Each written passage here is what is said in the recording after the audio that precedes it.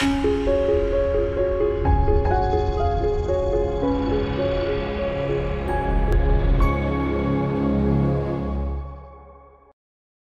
welcome everyone to our first Atheneum Fireside Chat. I am joined here with Atheneum CEO Marshall Clark. Really excited to be doing this hopefully on a weekly basis. At least my goal and the marketing team's goal is to really just give a good amount of information on whatever's happening, whether it be platform design or the exchanges, anything like that. Just keep the community involved. That way it's not just on a text and Discord chat basis, but more of a face-to-name basis. So Marshall, thank you very much for being here. I look forward to the interviews as we go on by the week. Yeah, appreciate it, Marcus. I also look forward to those. I think they'll be really good. Awesome. Well, like I said, the goal is to keep it simple, but also get the information out there. I'm not going to hopefully ask too many questions right off the bat. Just want to get the simple information out there.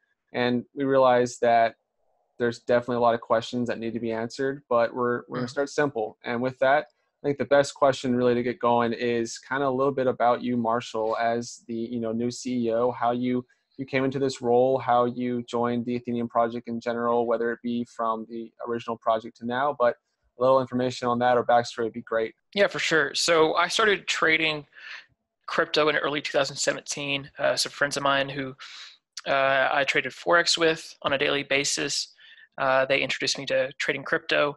And so I kind of just began slowly learning about blockchain.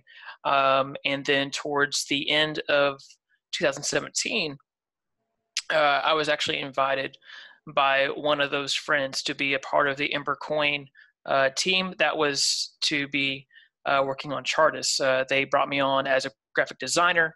I had a background in marketing and graphic design, and so that would be my role in helping Chartis,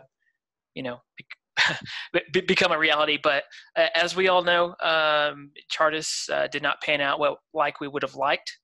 It did eventually come to a standstill through some different personnel. And I am working on an article that will talk more about this in depth that I'll be releasing soon.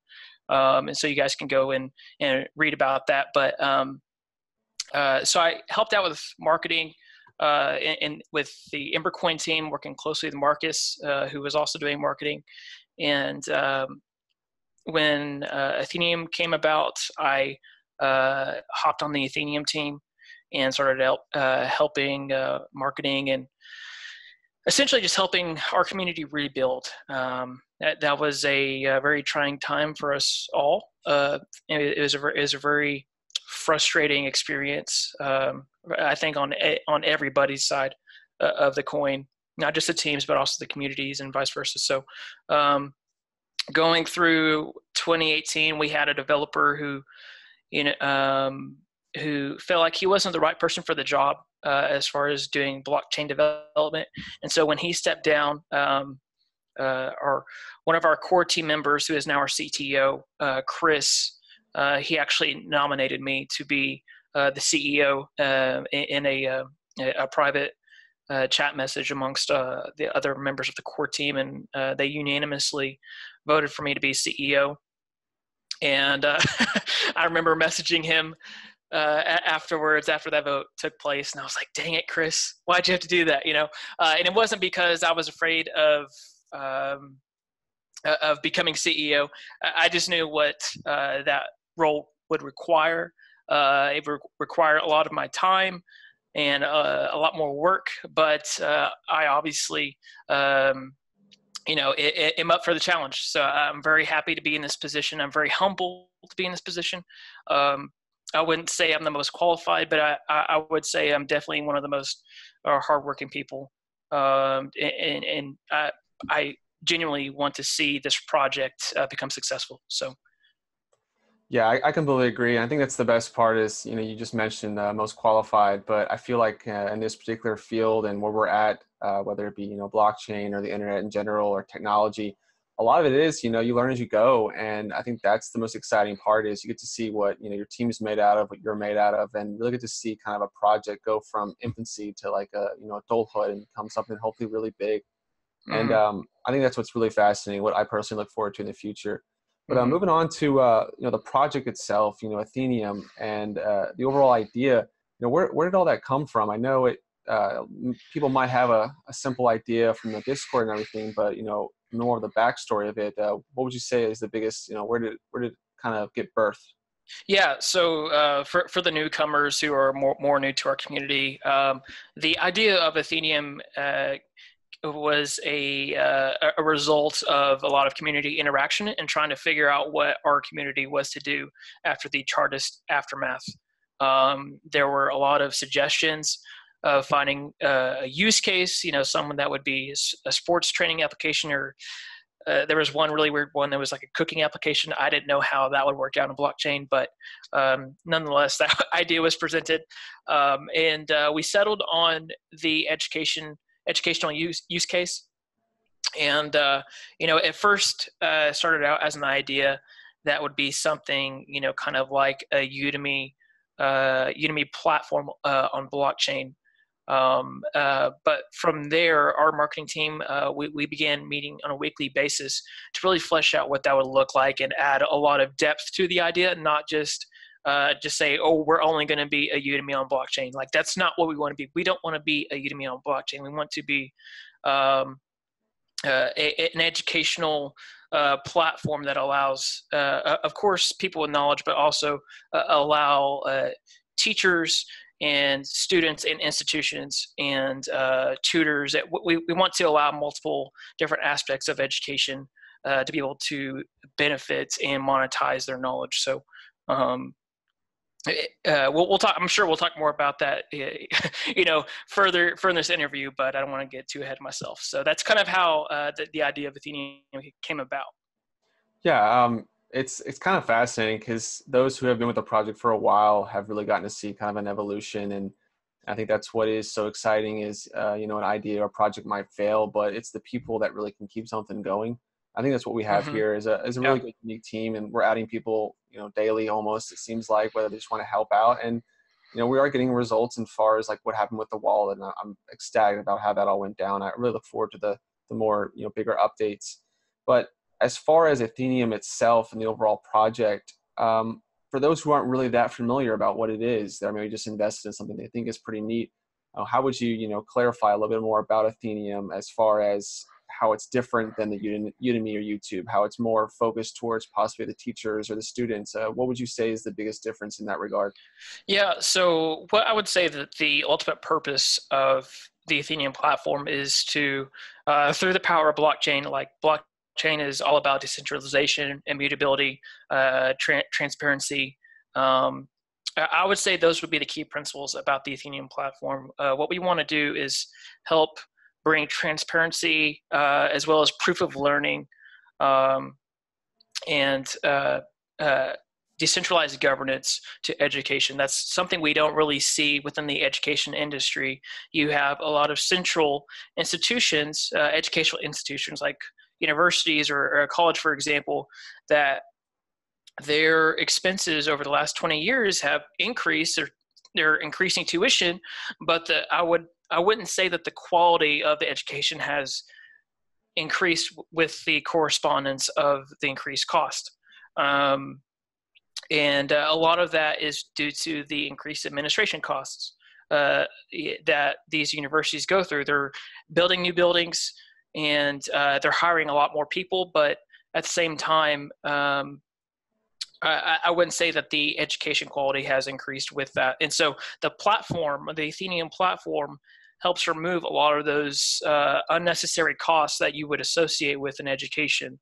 An immediate part of the platform, of course, is allowing any user with knowledge to basically transact that knowledge for Atheneum coin, which would be, providing that knowledge to learners. Someone who's, let's say, for example, a YouTuber who is a photographer, they're sharing knowledge about photography, but the only way for them to monetize, generally, the only way for them to monetize is through advertisement, a pay-per-view, essentially. And they could take all that same knowledge, put it onto the Atheneum platform, and they're exposing all of their content to an entirely new audience and user base. And with the addition of proof of learning, it would actually allow their users to say, I've actually learned what this photographer is teaching, and I have a way to prove that it's on blockchain. I think the innovation of proof of learning could be very useful, specifically for educational purposes with institutions, because institutions like universities, they have their registrar offices, and their registrars, they're paying all these people to just do, pull up different transcripts of people's past learning experience and what they've actually, what the courses they've actually taken. And so they're paying all these people, whereas with blockchain, what you could do is you could store your learning experience in the courses you've taken on the blockchain and simply provide a link that you can send to people. It's immutable, and it instantly pulls up on the blockchain, and people can see your past experience with education.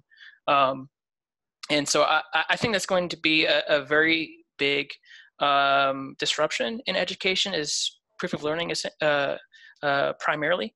And then additionally, just to kind of piggyback off of the first part about monetizing your current content, like if you're a YouTuber, our platform is going to be multi-layered. So like that's the first layer of our platform, is just having any user be able to provide their knowledge. The second layer that builds on top of that is allowing mentors or tutors a space to increase their revenue in regards to teaching people. And the tutoring would be more of a hands-on, so that would be like me and you actually talking face-to-face on the Atheneum platform. And really taking a personal approach to learning, whereas some people learn more hands-on, and it's easier to talk back and forth over a camera, or even on the phone, than it is through text, which takes much longer.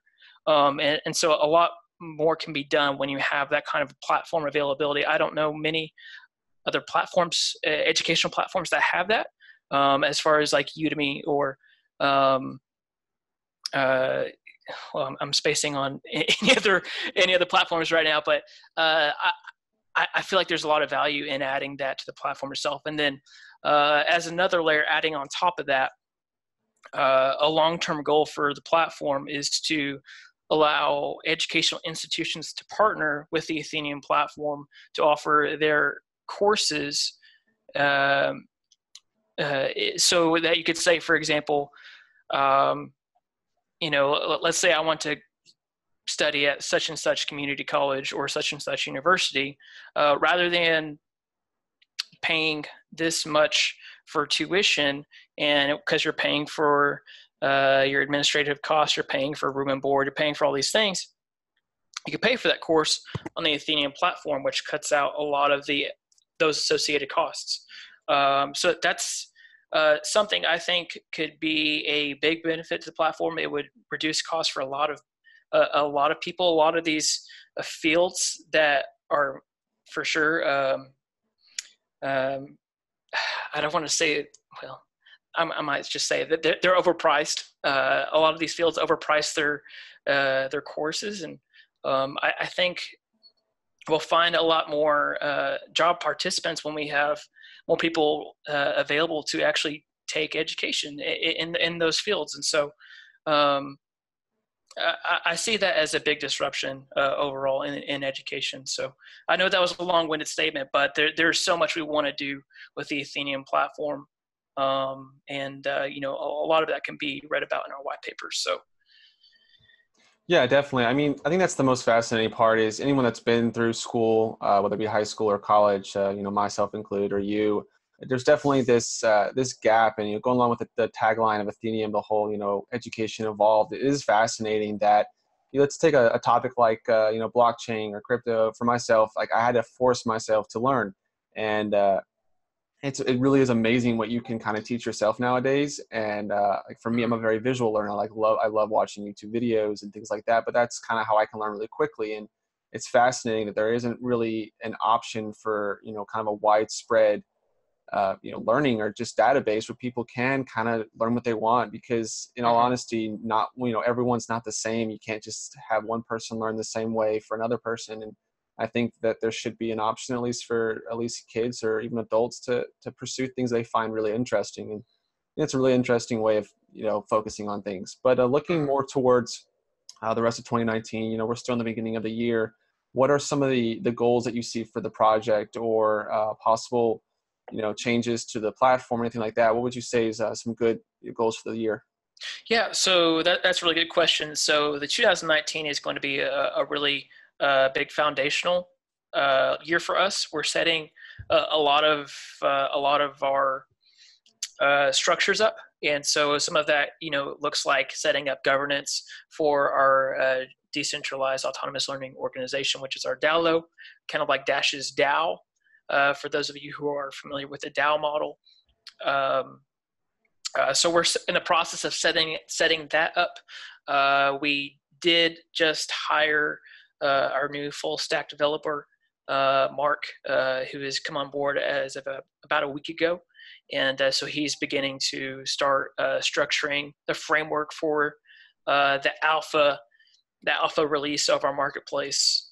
And so a lot of 2019 is going to be building a foundation that will help propel us into the next few years. So a lot to do, but I think it's going to be good. We'll definitely release a lot of new features in the platform over the course of 2019 as we start to just fine tune everything. So, yeah, I definitely think that, there's so much that's going to happen this year in the overall space as well as our project. And I mean, I'm very excited, and I think that's what hopefully people can start to understand is, the price jumps of 2017 maybe gave a false illusion of what's actually coming. But if people need to really focus on the tech, the platforms, and really dive into what's really being built. And once you do that, you're going to find some really, truly fascinating things. I know you have, and I think that's why we are with the project right now, just to see what we can build ourselves and kind of a long-lasting legacy, you will say. But with that, I definitely think this was a good start. A lot of good questions and answering. I think this is going to be really great. I look forward to hopefully doing this weekly. And for all those that are watching or want to have some feedback, don't feel jump into Discord and feel free to provide some comments or even ask questions yourselves, because we don't always know what you guys in the community are going to know. So feel free to contact myself or someone else in marketing, or even Marshall. I know he's a busy guy, and ask some questions of your own, and maybe we can throw some in here. And we're learning as we go. Like I said, this is our first one, so I look forward to it, and hope everyone's having a good week, and we'll see how the project goes. And thanks, Marshall, for joining me. Awesome. Thank you, Marcus. All right. So with that, I'll leave it there, and I hope everyone has a good week.